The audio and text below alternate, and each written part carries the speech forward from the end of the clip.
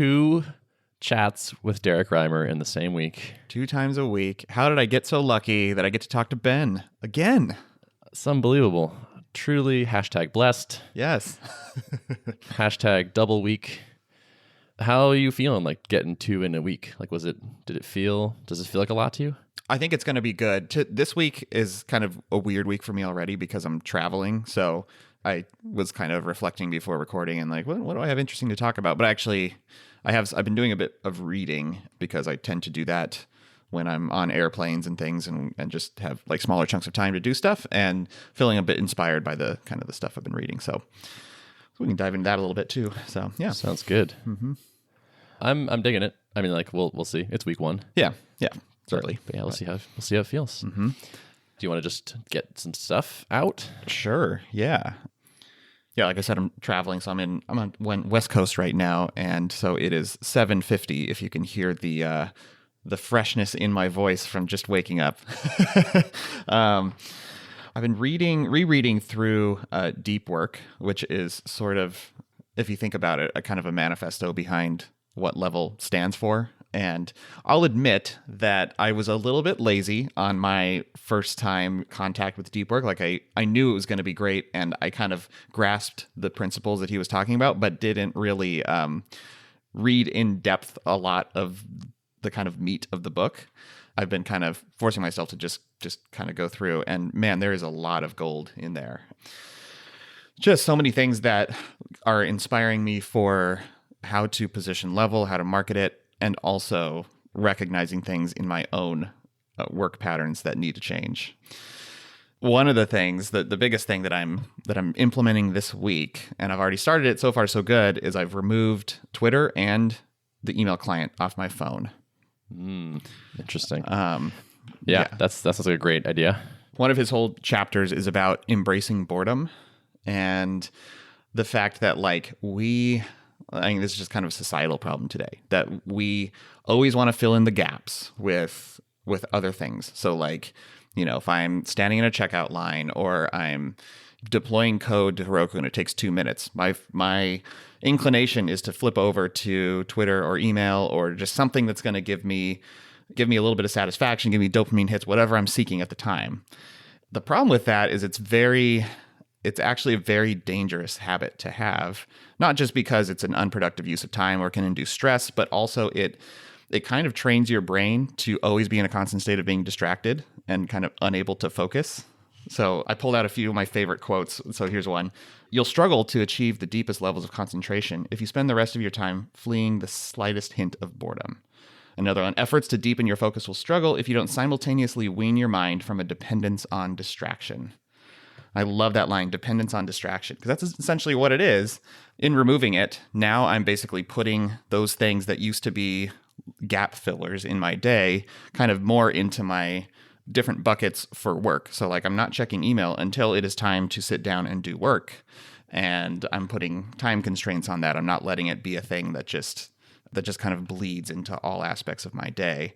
And so far, I feel like I'm already feeling less stressed, more in control of my day, which is, it's kind of an amorphous thing. What does it mean to take control of your day? But I think part of it, piggybacking off of like what Sebastian had to talk about with ultra working, is like being just more mindful, planning your day, letting you control your day as opposed to your day kind of taking control of you. And I think it's going to be really good. So nice. I like it. I'm curious how you maintain this in week 3, 4, 5. Yep. Because I've done the same thing and be like, this is amazing, it was the best, and then like it creeps in, and so it's like, how do you do resets like a little bit later on to like stick with it? That's a hard question. I don't know. I feel like if I'm able to essentially train my brain not to depend on these things, can I actually get back to a place where I have them on my phone? Because it would be convenient to be able to conduct some work on my mobile device. It's basically just a second computer of mine. The problem is I'm hooked right now, and so I can't be trusted with these things. Like I don't know. If I train myself enough to like not have an instinct of like, I'll just pull out my phone in this moment of potential boredom, then I might end up putting them back on. I don't know. We'll see. Yeah, that sounds tricky. Like, yeah, email would be hard for me to live without on the phone because sometimes you want to look up, like, what is my confirmation number from the whatever. Right. Yep. But then that's how it kind of sneaks in. Mm-hmm. Yeah, this is tricky. Yeah, well, I'm looking forward to hearing updates on this. Also, the thought that popped into my head is like, send a copy of this book to everyone that buys Level. Yep, totally. Like, it will endear you to them. It sort of is your manifesto writ large.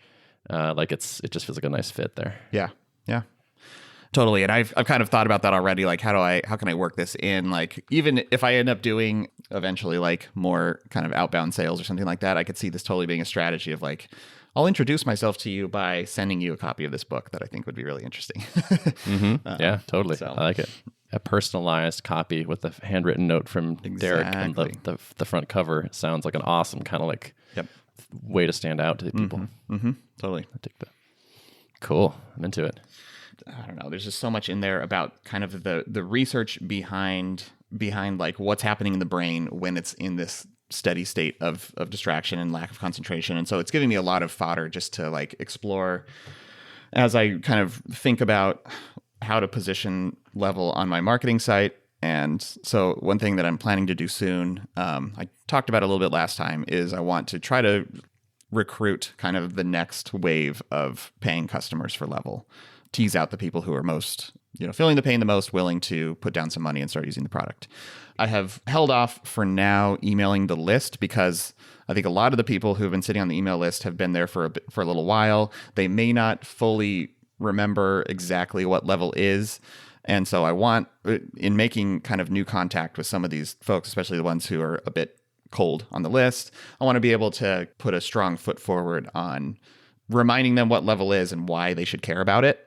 And I feel like my marketing site today is kind of the narrative that kind of explains how the product works. And so it kind of straddles between trying to touch on some of the core problems that people are feeling and also getting into a bit of the product mechanics. And especially the product mechanics side of it is a bit out of date now. Like the product has changed a ton. And so nice. I want good that. Sign. Yeah, it's a good problem. It's a good problem to have. But now it's like feeling a little bit crusty. So I want to kind of revisit that. And I think I'm going to take a little bit different approach and try to get back towards selling the solution and less out of the weeds of how the product works. Like, I think it's important to have that, but I want to kind of get back to selling the solution. So cool. Sounds good. Yeah. I almost want to like book club deep work with you now. Oh, yes. You should totally read it. Have you read it cover to cover? No, I have not. Okay. Yeah. I read like the first third of it or something. Mm-hmm. Yep. And then I got distracted by Twitter. Exactly. Yeah.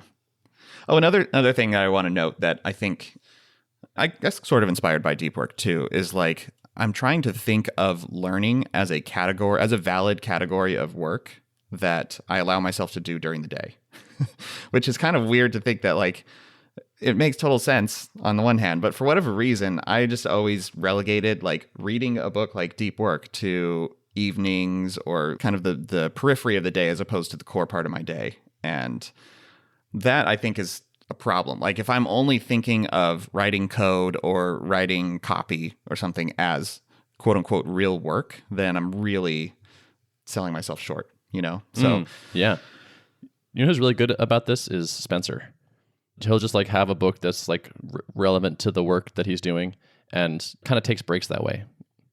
It's just like, okay, write code for a while. And then you're like, I'm kind of sick of being at my standing desk and writing code. Like lay down, grab that book, read a half a chapter, and then like get back to it later. That's so good. It's a really good habit. It's a entirely productive use of time. Every time I do this and I power through a book and start really not just like sipping a page or here or there from it, but like actually powering through it. And I always end up, if it's a good one, I always end up like all kinds of thoughts. I'm jotting down notes like crazy. And it's just kind of like getting a lot of wheels turning. And so and that happened again to me yesterday as I was just sitting in a coffee shop reading Deep Work in the middle of what was going to be my work day. And I'm like, why am I not doing this more often? This is an entirely valid use of work time. So it's also good practice, I think. I used to be able to like sit down with a book and read for like 3.5 hours. No problem. And I would did it a lot, like when I was a kid, before I like learned, like habituated myself to distraction. I would spend an afternoon that way sometimes. Like, oh, it's raining, can't go outside. I'm just going to read for hours. And I would get completely absorbed. and it was amazing. And now it's like a struggle for me to read. Like my best results, like I get in bed, like once I've like been like, okay, no more screens for the night, lights are dim, I'm just going to read for a while. But then that's like my like falling asleep routines. Like I only get like 20 minutes before I start getting so tired I fall asleep anyway. But like the skill of like during the day, sit down for an hour and read a book without thinking like, oh, like let me do this or how's that going or whatever. Like, man, it's hard now. Yes. Again, another thing Cal Newport points out is that like this, we think of like concentration, being able to focus, being able to concentrate, like what it requires to actually sit down and read for a while. We think of that as like, oh, it's just a habit I need to form.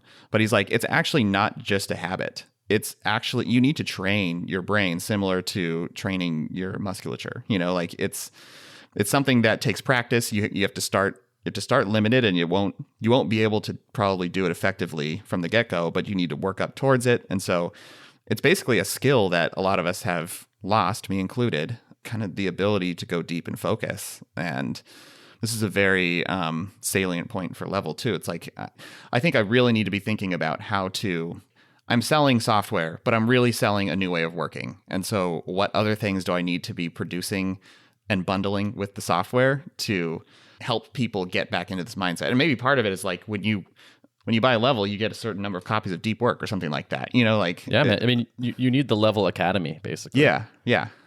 Like I feel like you're trying to build a movement as much as a software product in a way. Mm-hmm. I don't know. That might completely change my pricing. That might completely change the way that I allow people to sign up. Like it's going to affect a lot of things, I think.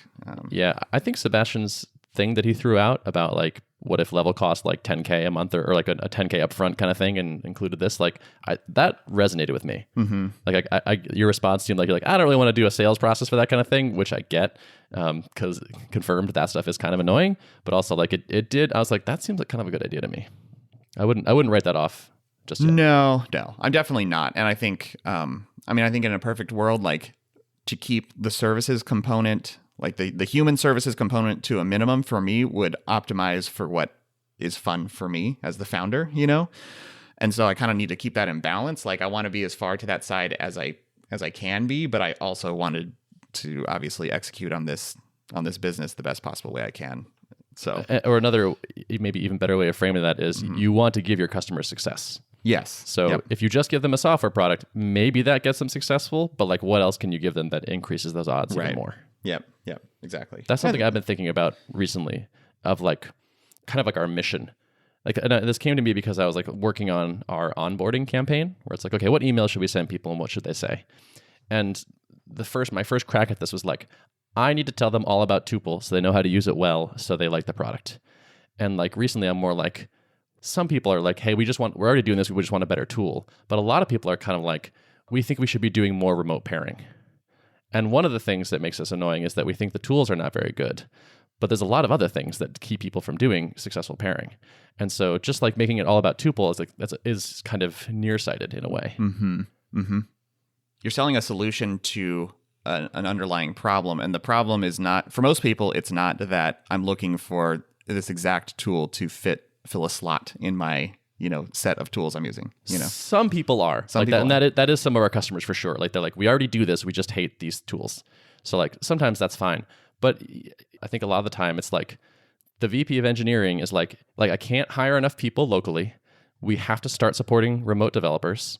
I need to make sure they feel connected, and we have a complex code base, so they have to get up to speed. And I want them to understand our like how we do things. And like none of that is like Tuple. Like Tuple is part of the answer to that, but their outcome that they want is well-trained, happy, productive remote developers. And so that's just such a bigger circle. And thinking about more like how do I optimize for that? And the thing that they actually really want is, I think, going to be really useful for us. Yeah, and I think it's good to be thinking about that early. And that's like I think a lot of your marketing and your positioning will need to speak to that, and not just like I think you're going to be able to get a lot of early adopters on the premise of like we're Screen Hero 2.0. Like this beloved tool you had, we're a good replacement for it. And like those are going to be probably the easiest sales, right? Is the people who fully get it, they understand the need for it. There's just been a vacuum and they're looking to fill that, but then that will dry up at a certain point, and then you'll have to actually start kind of speaking to the kind of the underlying problems to get to that next concentric circle. Yeah, like when a team starts a trial now, or like starts their first month, we're giving them like an open invite. So it's like anybody can use it for this flat cost. If there are 4 people that already do a lot of remote pairing and they start using it and they like it, then cool, that's 4 seats. But if like part of our onboarding and training and whatnot converts 2 or 3 people that kind of wish they did this, but just like haven't gotten over the hump or like don't really know how or something, if it converts them into people that remote pair a couple times a month, that's, good for them and good for us. Like we can expand the market within a company effectively with like really good kind of training, I think. Yeah. That's good. So yeah, mission stuff. Thinking about the broader mission, I think, is a kind of a powerful thing. I had been feeling this anxiety because I kept seeing this and like, this is like a classic startup advice blog post where it's like, think about what impact you want to have on the world. And I was kind of like, I'm not sure we think about this very much. And now it's like, oh yeah, like this deep work stuff you're talking about, like a really nice way to achieve more deep work, I think, that's kind of immediately implementable is to pair program more. I paired with Spencer this morning. We did like 90 minutes. It was more fun than programming alone. It was like a social activity, which makes it more fun for me because I like the social aspect of things. But we stayed very focused, like wasn't checking email, wasn't fooling around. So like we accomplished deep work for sure, both of us. That sort of state of flow is easier to get into because we keep making progress because we have 2 heads on it. Man, it's just a powerful practice. Increasing the amount of pair programming that happens in the world is a mission I could get behind. The thing that was like the knee of the curve for me in terms of skill development in programming was this like 5-month period when I got my first Ruby job and sat next to a guy who knew a lot about Rails and who used Vim and was just a good experienced programmer. I learned more in those 5 months than I had. We just paired like most days, at least for a little while. And it was like totally transformative for me. If I can bring more of that into the world, then damn, that would feel great. Apprenticeship is a concept that is very infused into a lot of trades in the world. And it's not necessarily one in the software development realm. But anytime you're working on a problem, even if you're, especially if you're one person is brand new, junior, pairing with a more senior person, there's an obvious kind of apprenticeship mentality there. But then even when you're kind of peers, you're always kind of fluctuating between, well, I have more expertise on this, let me add that to the conversation, and then maybe a little flip-flop, and the other person will have some expertise to add to the conversation. And so you're constantly kind of apprenticing each other. This is like the way that people get into certain trades. And I think it's underrated in a lot of other realms that don't kind of use that model. It totally works. Like people have been learning things from each other for so long. And that's sort of like, let me do a little bit, now you try a little bit, and maybe think about this. Like here's like a small correction. Like learn by imitation, learn by trying with sort of like immediate feedback from someone. Like it's all just powerful. Yeah. When you brought that up, that reminded me of a passage from Deep Work where they're talking about, he calls it the whiteboard effect. And he says, this back and forth represents a collaborative form of deep work, common in academic circles. It leverages what I call the whiteboard effect. For some types of problems, working with someone else at the proverbial shared whiteboard can push you deeper than if you were working alone. The presence of the other party waiting for your next insight, be it someone physically in the same room or collaborating with you virtually, can short-circuit the natural instinct to avoid depth. And so I think that's exactly what you're getting at with pairing too, Oh man, I like that. Yeah. I might need to send this to our customers too. Mm-hmm. Yeah. I dig it. Yeah. I'm feeling these things. The sort of bigger picture thing is really useful to me. Yeah. We're both hitting at a similar mission from different angles with different types of tools. And this is just, I do strongly feel like this is the type of mission that I can really be like, feel good about and be working on for a while on trying to. Yeah. I wonder if one day we like offer, like find 1 or 2 more companies and do a kind of like a remote deep work bundle kind of thing. Mm-hmm.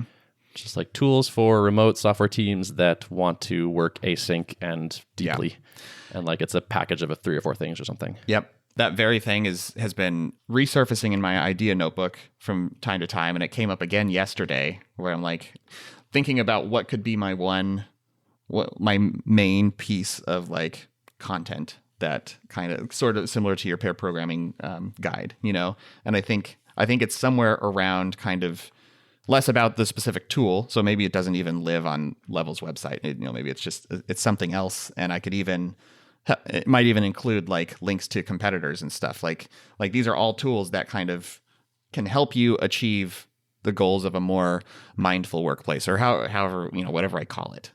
Laying out the research behind it and the philosophy and why you should care about this and kind of all that stuff. So totally. Yeah, I dig it. Yeah. Just slot that into your schedule. Right. Right. Oh, yeah. And I'm looking to do. I know. I'm looking forward to reporting back because I feel like, obviously it's very early that I'm kind of taking this newfound rigor and forcing myself not to be distracted by Twitter all the time, but I'm optimistic that I'm going to be a bit more productive and not feel so stressed about my productivity level. I'd be shocked if you weren't. Yeah. Yeah. All right. I have to talk about a thing. Okay. Yeah. Shoot. All right. So first of all, shout out to Podcast Motor. Yes. Podcast Motor is the company we use to basically do everything of this podcast that is not you and me talking. They make our lives so easy. It's great. We record the podcast.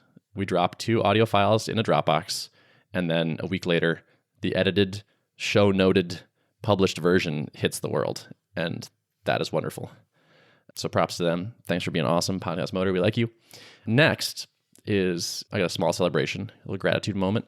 So we added a call quality feedback thing in Tuple after you finish a call. I just looked this morning, and for the last week, we have, it's a scale of 1 to 5, 5 being good. 86% of people had a 4 or 5, which is pretty legit. That's cool. But the thing I'm super pumped on that I was working on this morning is I've been doing these sales calls with people, and a lot of the times the person I talk to is not the person with a credit card. They need some other people to get on board this idea of try Tuple. Often it's like a senior developer kind of person, team lead, whatever. I talked to a VP of engineering the other day that had to ask the CTO for a credit card. And I was like, that seems weird, but whatever. People have started asking, do you have any sales materials or details about this that we could write, I could show somebody, or a demo video, because I will do a demo with someone. That was cool, but it'd be cool if I could show some of this to somebody else.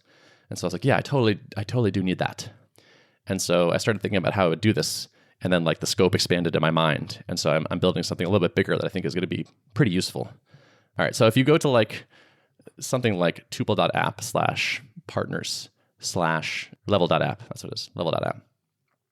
I fire off a request to Clearbit, and I grab your logo and your company name.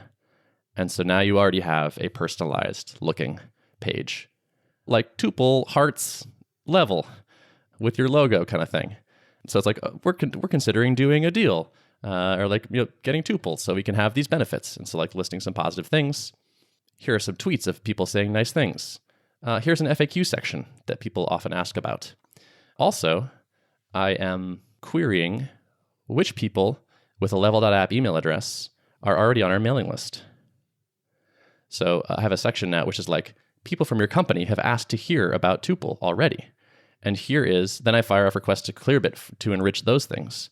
And so it's Derrick Reimer and your picture, employee number 2 and their picture. And so I can actually show social proof of people from your company are already interested in this thing. Mm-hmm. That's fascinating. Right? And so this is all dynamic. So it's I don't even need to make this page specifically for each person. I can just give you a URL and there it is. But I think especially the mailing list thing makes it feel very personalized to you. And it is personalized. I just didn't do it by hand. And then I can drop a payment link at the bottom. So it's it serves as the sales, and of course a demo video is perfect on this page. But over time, I can flesh out this page, keeping it mostly 100% dynamic, and create this thing that is almost like a public version of a CRM. Yeah. It's like a personalized CRM landing page to try to close the deal.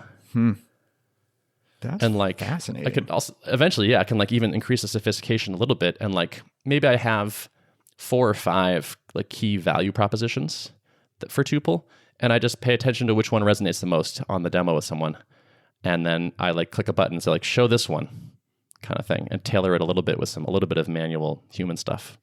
I think this is going to help a lot. I'm really excited about this idea. I woke up at 5 a.m. the other day and couldn't stop thinking about it. Mm-hmm.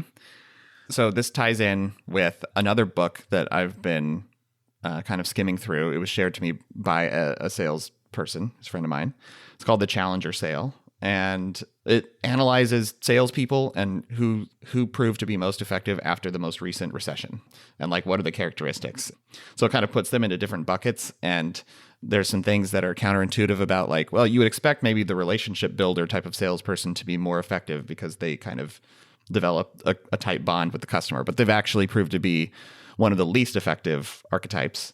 But the one that proves to be generally most effective, whether the economy is up or down, is the challenger archetype. And like two of the core competencies of this type is the ability to teach and challenge the customer. That's where the challenger part comes from, and kind of push them outside their comfort zone, and to tailor the message to what they care about. In effect, you're hitting both of those things really hard. You're tailoring with kind of enrichment, and especially when you mention that, like, oh, they care more about this thing, and so that's what I'm going to present to them on their customized sales page, basically.